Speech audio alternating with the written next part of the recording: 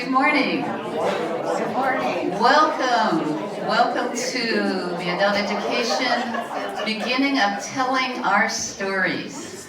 And it is my honor and delight to be able to introduce Doreen Kilen, who needs no introduction because she's loved by all of you, and she has brought us so much joy with her welcoming smile and her kind words, and we just love her so much. What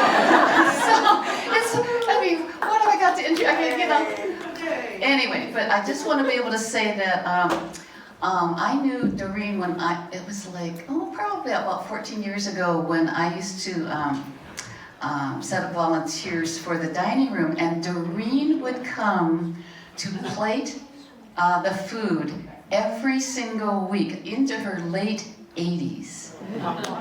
And to me, that epitomizes one of the things that represents Doreen is her giving, her service with love, with total joy and love, and we are so connected to her. So I want to cry. And on that note, here is Doreen.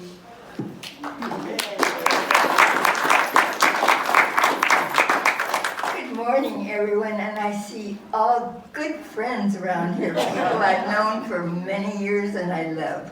So I will try to tell you my story, which is maybe a little different than, it'll be different than anyone else's. But can you hear me all right? Yes. Yeah, all right. My father was a ranger at Yellowstone National Park. My mother, a one-room school teacher at Cody, Wyoming, and she had a friend who had the cute little coop, and she would take mother around different places, and they evidently got down to Yellowstone where my mother met my father, and they were eventually married in Montana. They came out to Portland. I was born in Portland, Oregon, and 19 days later, we moved up to Tacoma because my dad wanted to go to college. And when he graduated, he loved music, and so he graduated with music honors, and he was hired by Yakima, Oregon, or Yakima, Washington, to lead their band and also to teach in schools. So we moved over there, and at that time I started going to a lovely little Presbyterian church, and in the summertime my dad did some, he had a little summer concert, and my mother would take me, and by then I had a little sister, and she'd buy me a Dixie cup, and we'd sit in the park and eat and enjoy the concert. And Dad also had a small group that played the Elsinore Theater there had a black and white pictures on Saturday and a special thing, and then they had an intermission, and they always had a little contest of people doing something there for entertainment. And the lady said to me, if she asked me to do something, I said, I can't do this kind of thing. I don't sing. She said, I'm sure you could. So the next Saturday, I was on the stage at the intermission, and I sang, Jesus Loves Me. And I got the cutest little suit for beach wear and little hat that matched, and they were trimmed in rickrack. So I love those. Anyway, shortly after that, my dad would also take the band down to march for the rodeo in Pendleton, and I got to go, and that was fun to see. The first time I'd ever seen Indians, which was fascinating. And when we went back, it was a couple of years later that the economy of the city, or the economy of the country, fell badly, and I became a depression kid because there wasn't money for music.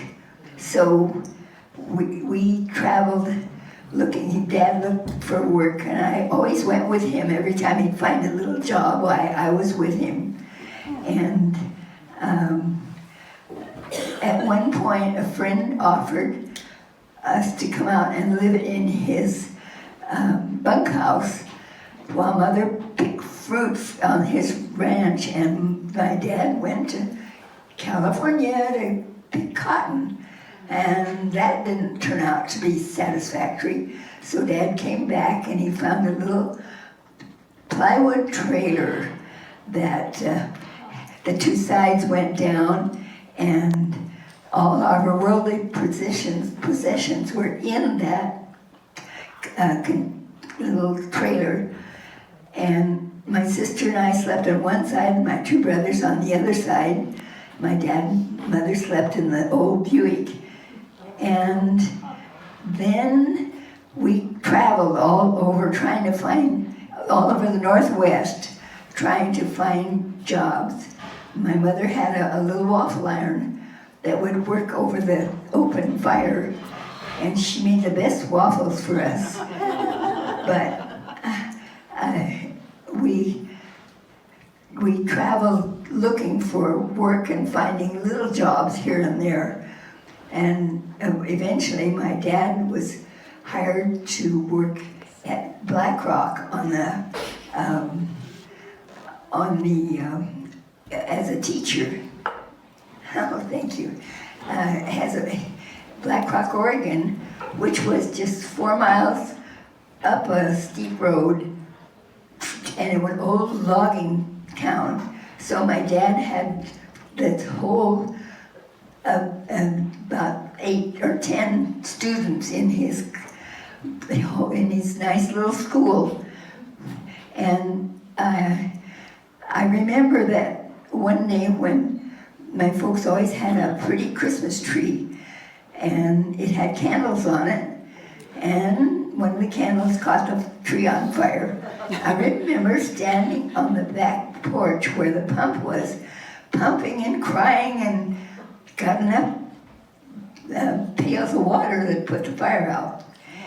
Anyway, Dad only stayed there a year, and then we went down to Multnomah and Portland, and eventually ended up in Monmouth, where I went to the Baptist church, where Pastor Beck and his wife were just perfectly wonderful people working with youth, and it was a very inspirational place to be. And I was there to start my high school, and about that time the war started, and when I was ready for senior year, my Dad took me to Lebanon, Oregon, where I learned to operate a machine. And he operated a shaper, and we both he took us to Portland, and we stayed at the Roseland Hotel, where I walked down the park blocks to Lincoln High School. And in the daytime and at night, we worked at Monarch Forge and Machine, where I made little shafts for Liberty ships, which were built by Kaisers on Swan Island.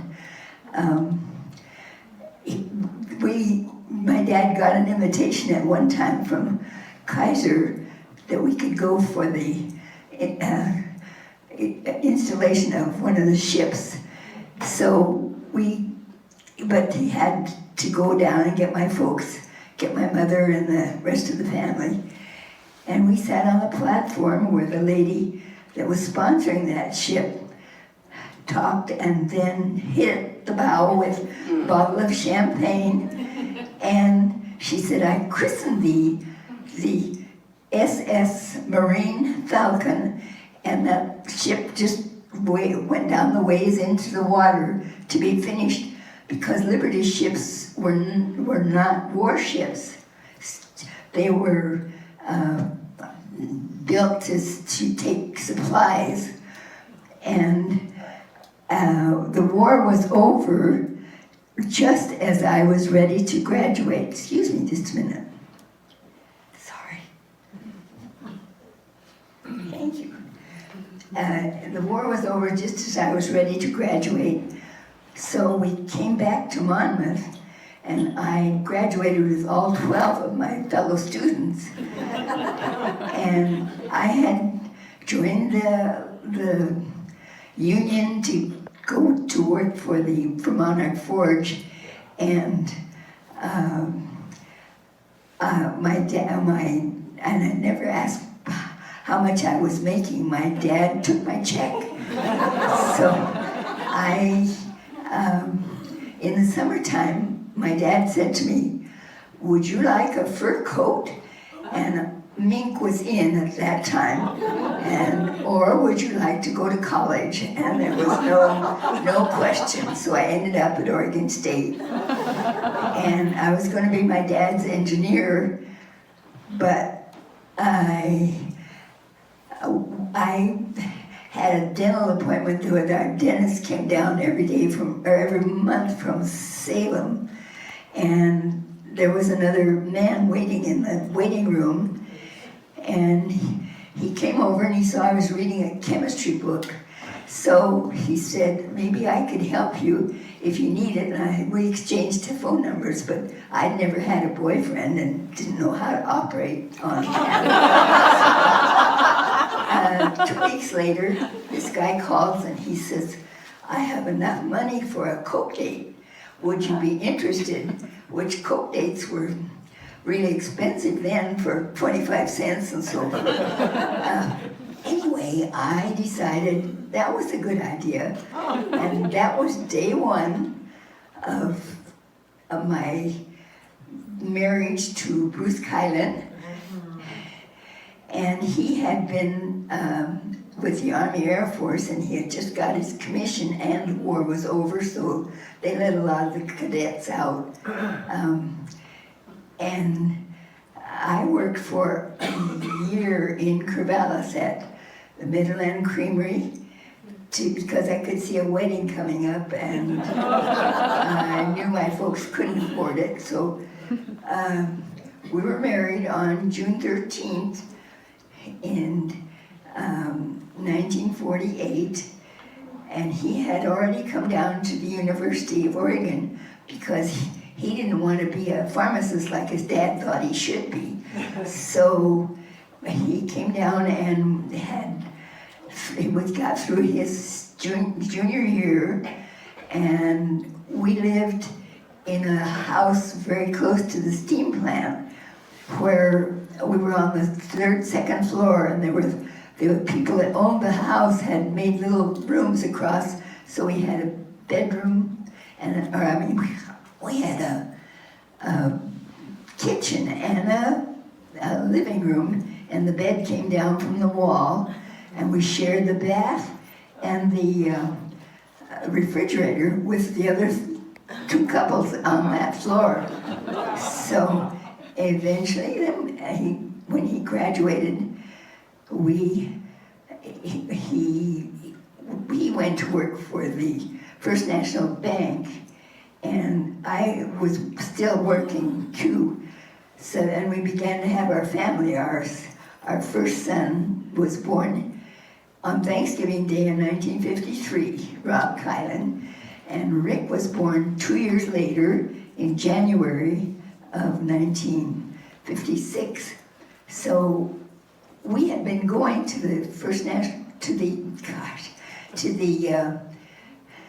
Presbyterian Church, and when we moved, when we began to have children, we found a little cottage closer to school, and we moved in there and thought, the Congregational church is not too far from here. So we decided to go to the Congregational Church where Pastor Wesley Nicholson was the minister. Yeah. And I think Mary Whitson was on the organ, and we joined the choir. So we began it was just a lovely little church to attend, and we made friends there. Then we started working on building another church, and they looking for it, and we helped in the process of building this church, which has really been a lovely church for us. When we moved to another house, again, closer to the church, and I did some volunteer at the church and in the office and several things around town that I like. I love people, and I worked through Pearlbuck and some other places, and even serving with a dinner that our church helped with in the evening. And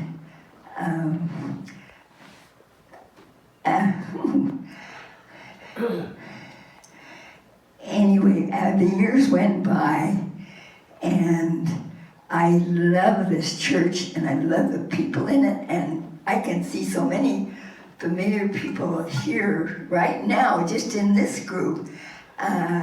So I thank you all. I love the music.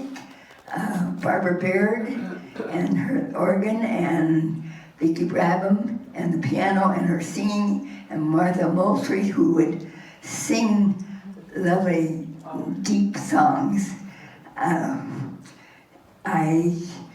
We've had several ministers, including we had two women with Melanie and Pastor Janet, which was a nice addition to our church.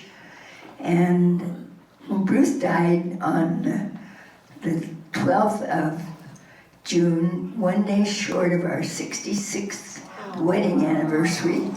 And he was a good man we had a wonderful relationship all that time.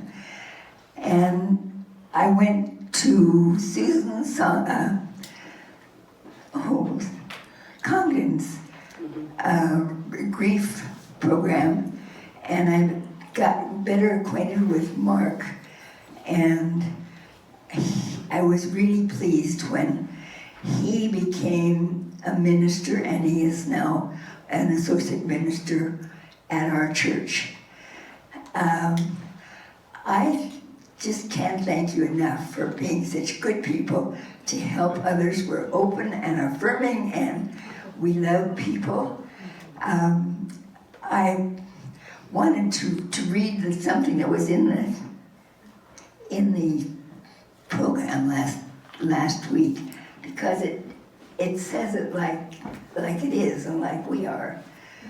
We gather with gratitude for the gifts that sustain us. We come with weary hearts longing for healing and peace. We worship with grateful hearts rooted in love and hope. And I think that we do, and I thank you for warming my heart, and I wish you all the best. Thank you.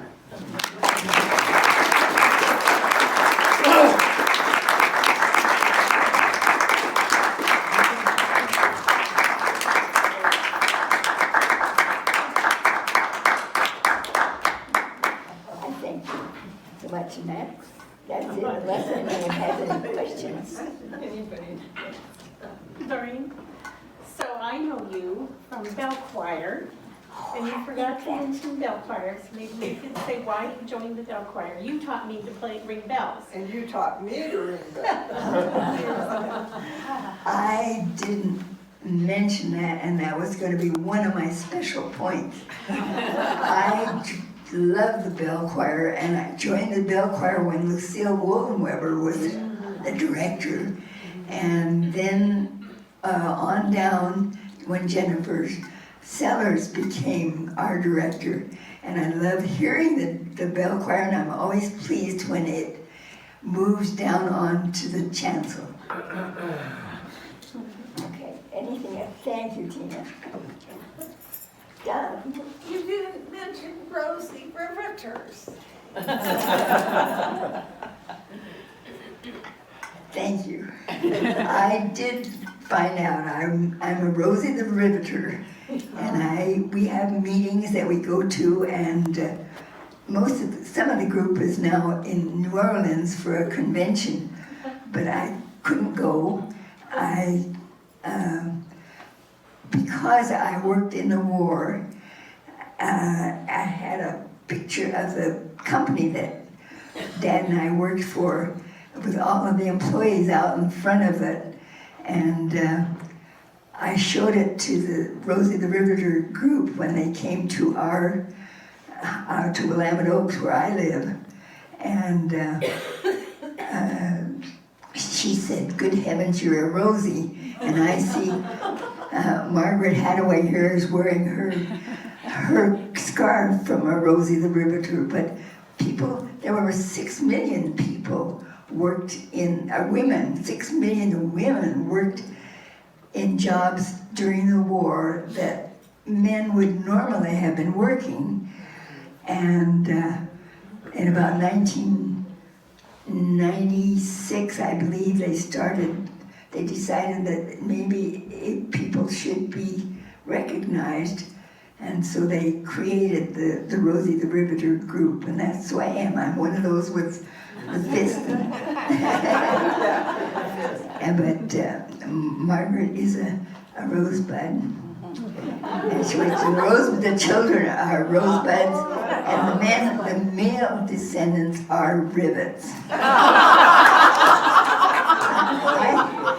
I had thought that Rosie the Riveter was just a riveter, like in the Spain, or in the airplanes, where it took 2 people to do, one pushing the rivet and the other one catching it on the other side. But I understood that there were many, many jobs women did at that time. Okay. Thank you, Donna. Thank you. Were your parents very religious when you were young back in the 30s? And what was the status of the church during the Depression? Did a lot of churches fold, or did they become stronger?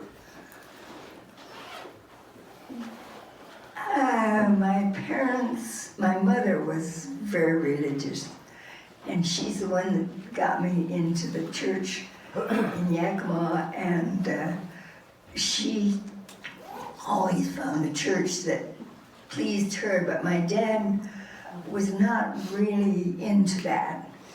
And I don't know about churches folding during the years. When I came to this church, it's just has had the most wonderful people in it, and they always like to help others, which I do too. Okay, anything else? I have a lot of fond memories of the dinner for 8 with you and Bruce at your house, and I didn't realize that we almost crossed paths in Yakima. Oh, really? I arrived as an 8-year-old in 1951, and then went through all the schooling in Yakima. So we need to talk. Oh, how nice. Okay, Tracy is also from Yakima, so maybe there should be like a Yakima. You could do a big group, a group discussion. Yes, the Yakamaniacs.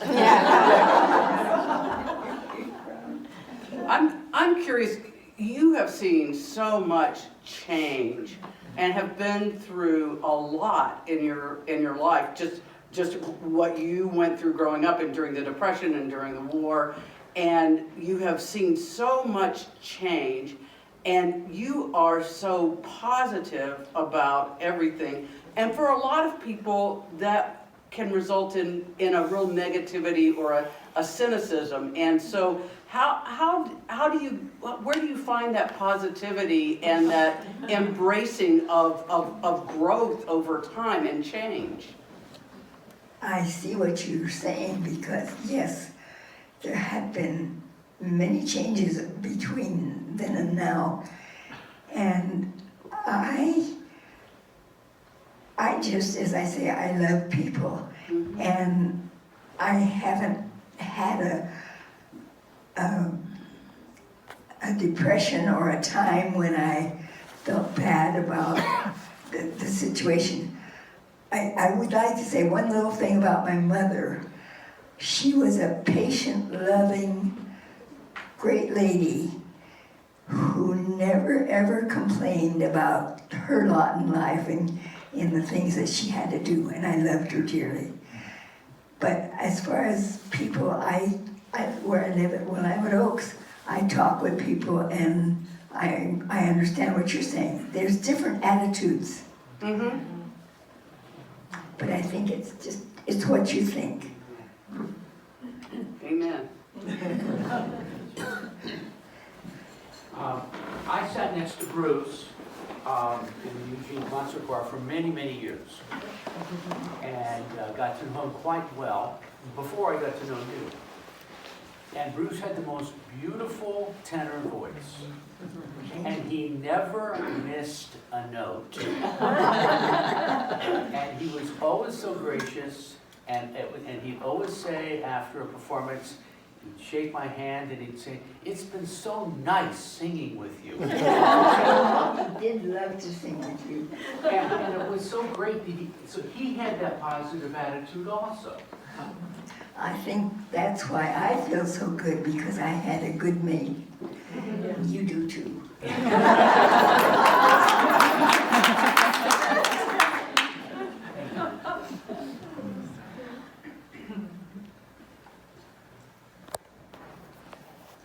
Doreen, so what did your sons end up doing? Did they stay in Eugene or did they go off? My sons did not stay in Eugene. Rob left and he went to Bend, and he was a hotel manager for a while, and he went to California and did the same thing. And then he loved the airlines, so he joined Delta Airlines as a redcoat, and he didn't fly, but he loved talking to people and helping with the desk work. And he moved to Inman, South Carolina. He and his Kathy moved to Inman, South Carolina.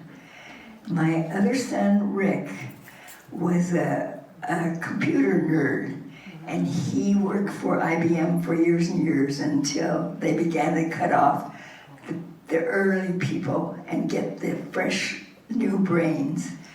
And then he went to work for SRC, a company, a military company in South Carolina. And that company has 11 big plants all over the country. So it was kind of a secret thing, so I don't know anything about it. But I'm sorry to say that about 2 weeks ago, Rick passed away. And do you have grandchildren? Oh, I have many grandchildren. Tell us. When my older son, Rob, married Kathy, she had 3 children. And we were there for the wedding, and in the morning, before they left on their honeymoon, Rob said, "You know, Mom, I think we've got our family." But they didn't. They had one more. And she and her husband have 4 children. They live in New Hampshire, and she's homeschooling and doing a great job. And they all came out for my birthday party, April 3rd. Okay. Well, Hello? Doreen, can you tell us how you handled the negative feelings when they came up? Depression and anger.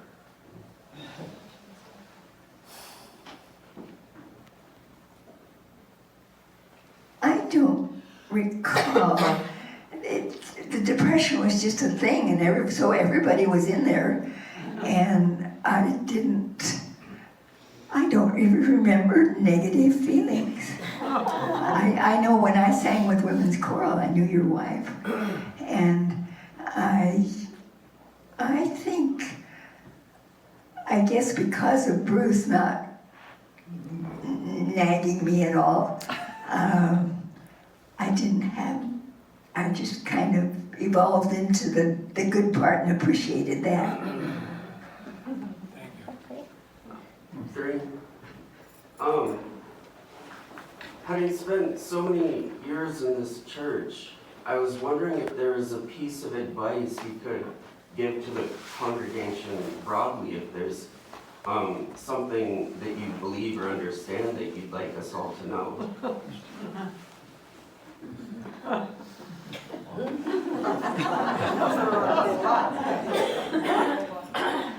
I'm sorry, but I couldn't put together what you were saying, what you were asking me. Just, if you had some advice for the congregation, since you've been going to services here for so long, I was just wondering if there was some advice that you felt would help us. That's a hard question because I see the people here working together and helping others, and so I just know that I felt I wanted to be a part of it, but I couldn't really give advice as to what would help people accept it.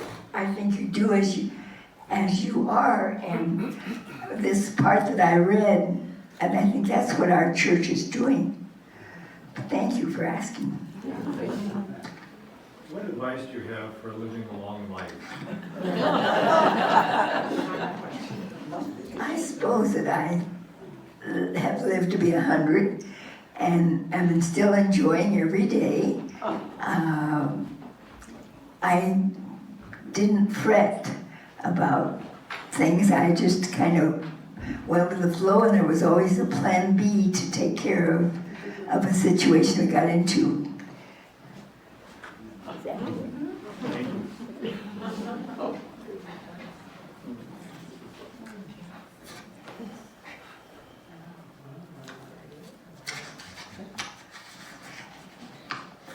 I thank you very, I very much. have one more question. You talked about traveling with your father, that you, when he went from job to job, you went with him. Did your siblings and your mom go as well, or was it just you and your father traveling together? Well, we all traveled together, except I can remember one of the things that my dad found a job was putting oil burners into steam to sawdust burners. And so he would go to houses and do that. And that was where he would take me, and I'd sit and go for whatever he needed. And but it was that we were all together at night. Thank you. So a lot of people find themselves troubled by our country today and the direction it's heading. That doesn't bring you down, or do you follow the news? I have a great faith in the good Lord, and I keep thinking somewhere along the line He's going to help us.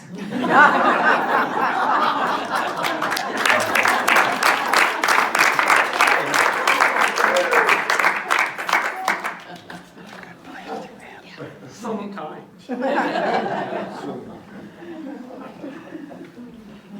Anyway, thank you all. Thank you.